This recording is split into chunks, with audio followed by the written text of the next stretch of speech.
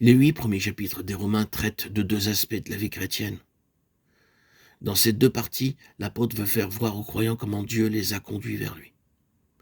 Et dans cette démonstration est suivie une exhortation à la consécration et à l'offrande de nos corps pour faire la volonté de Dieu. C'est ce que nous lisons au début du chapitre 12 de l'Épître aux Romains. Puis, il nous est parlé du corps de Christ. Qu'est-ce que cela signifie? C'est une chose qui se trouve dans le cœur de Dieu et dans son conseil éternel. Et le Christ de Dieu a été oint pour le mettre en œuvre.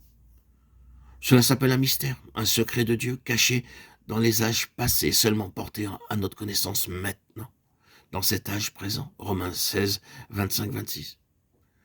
C'est pourquoi nous devons découvrir la différence qui existe entre notre conception du salut et la conception divine du salut. Ce que nous pensons de la croix et la pensée de Dieu à l'égard de la croix. Ce que nous pensons du Saint-Esprit et ce que Dieu pense du Saint-Esprit. Ce que nous pensons des expériences spirituelles et la pensée de Dieu à ce même sujet. Nous croyons que la croix est le centre et la plus importante œuvre de Dieu. Loué soit Dieu, cela est vrai. Mais nous devons nous souvenir que la croix est le moyen de parvenir à une fin. La croix n'est pas une fin en elle-même. Le divin moyen, c'est la croix. Mais la finalité divine, c'est le corps. Si vous connaissez la croix comme Dieu désire qu'elle soit connue, vous vous retrouverez inévitablement dans le corps. Quand la croix effectue quelque chose de spécifique dans votre vie, vous êtes dans le domaine du corps. Il ne peut en être autrement. Si vous n'êtes pas dans ce domaine, c'est à coup sûr parce que la croix n'a pas accompli son œuvre, ou du moins que son œuvre n'a pas été pleinement achevée. Qu'est-ce que cela signifie? De nos jours, la sainteté personnelle est très recherchée par certains croyants. C'est vraiment très précieux. La victoire dans nos vies est aussi une chose désirable. Il en est de même du salut. Loué soit Dieu pour le salut. Loué soit-il pour le pardon de nos péchés, pour notre justification devant sa face et pour la délivrance de la puissance du péché. Mais souvenons-nous que Dieu n'a pas seulement déterminé de nous sauver et de nous accorder des expériences spirituelles comme la délivrance personnelle et une vie victorieuse. La sanctification personnelle et ainsi de suite, tout cela pour que nous soyons des centaines et des milliers de chrétiens individuels, des unités séparées, toutes pourvues d'un tel cœur pour Dieu. Ce n'est pas ce que Dieu cherche. Il se peut que les enfants d'Abraham soient comme le sable du bord de la mer, mais ne sont pas chrétiens. Le Seigneur n'a jamais désiré que les chrétiens soient des unités séparées. Je ne sais pas si vous avez vu cela ou non. Il est très facile d'en parler. Je pouvais le faire autrefois, je suis honteux de confesser que durant des années, je pensais savoir ce qu'était la doctrine du corps, et sûr même de la pratiquer, mais sans en voir la chose. La réalité. Lire un guide de voyage au sujet de tel pays ne remplacera jamais une visite dans cette ville, dans ce pays. Apprendre la cuisine dans un livre ne pourra pas remplacer la chaleur des fourneaux.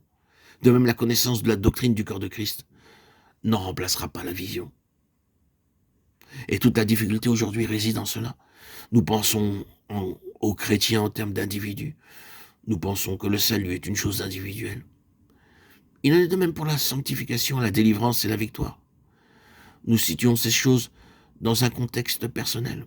En tant que serviteurs de Dieu, nous sommes heureux si le troupeau suit le Seigneur, lit la Bible, vient aux réunions de prière, ayant une vie digne et droite, en expérimentant la délivrance du péché dans une certaine mesure. Mais cela, ce n'est pas le corps. Un jour, quelque chose d'autre arrive, et ce jour est pour vous un jour très béni, un jour extraordinaire.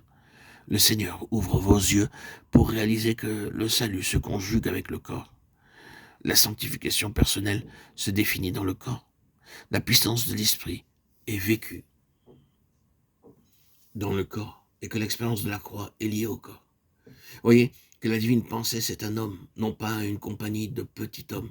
C'est un homme, le Seigneur Jésus lui-même et son peuple, ne formant qu'un seul homme devant Dieu. Toute la pensée de Dieu est centrée dans le Christ et nous sommes en lui. Ce n'est pas seulement une question liée à la tête, mais au corps. Loué soit Dieu. Des individus pécheurs sont sauvés. Vous commencez en tant qu'individu, mais vous devez finir comme membre dans le corps. C'est cela la divine pensée. Dieu travaille pour obtenir cela, et il n'enlèvera pas autre chose que cela. La croix est pour cela, pour ce corps corporatif, ce Christ corporatif, pour cet homme nouveau, incluant tous ceux qui sont dans le Seigneur. C'est ce que Dieu désire. Nous devenons partie de Christ, nous devenons coparticipants de Christ.